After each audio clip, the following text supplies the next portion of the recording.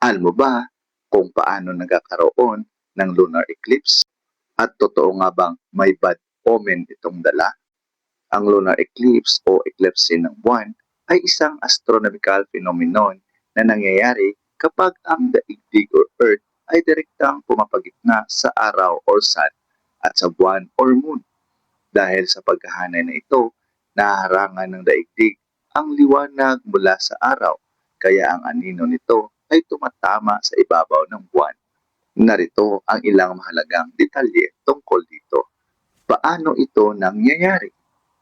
Nangyayari lamang ang lunar eclipse sa gabi ng full moon. Dapat perpektong nakahanay ang tatlong celestial bodies upang pumasok ang buwan sa anino ng daigdig. At ito naman ang mga uri ng lunar eclipse. Total lunar eclipse. Ang buong buwan ay dumadaan sa pinakamadilim na bahagi ng anino ng daigdig or umbra.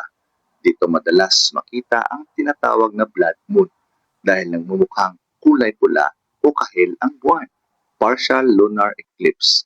Bahagi lamang ng buwan ang pumapasok sa umbra, kaya tila may kagat o madilim na bahagi ito. Penumbra lunar eclipse. Ang buwan ay dumadaan lamang sa malabong panlabas na anino o penumbra ng daigdig, kaya bahagya lamang itong nagdilim at mahirap mapansin. Bakit ito nagiging pula or blood moon? Sa panahon ng total lunar eclipse, ang atmosfera ng daigdig ang sumasala sa liwanag ng araw. Ang mga kulay na may mahabang wavelength tulad ng pula at kahil ay nababaluktot o nare-refract patungo sa buwan, habang ang ibang kulay ay nagkakalat o nag-scattering.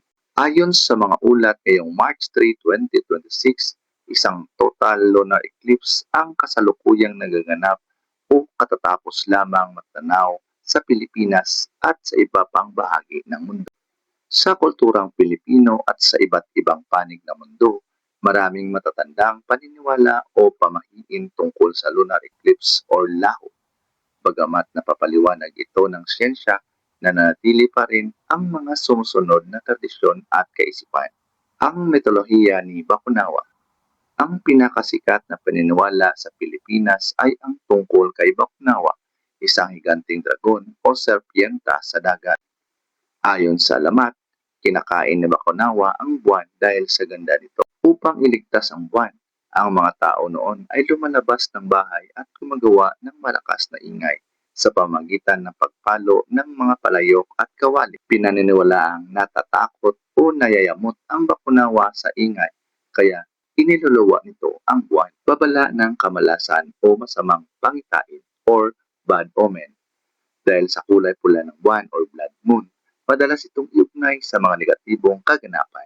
Itinuturing itong babala ng darating na gyera, gutom o sakit. At may mga naniniwala rin na hindi dapat gumawa ng mahalagang desisyon o magsimula ng bagong proyekto sa panahong ito. Positibong pananaw, panahon ng pagbabago. Sa kabilang banda, may ilang kultura at paniniwala sa astrolohiya na itinuturing ang lunar eclipse bilang panahon ng spiritual transformation o bagong simula.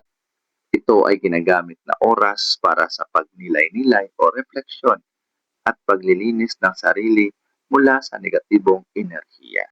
Ngayon, alam mo na.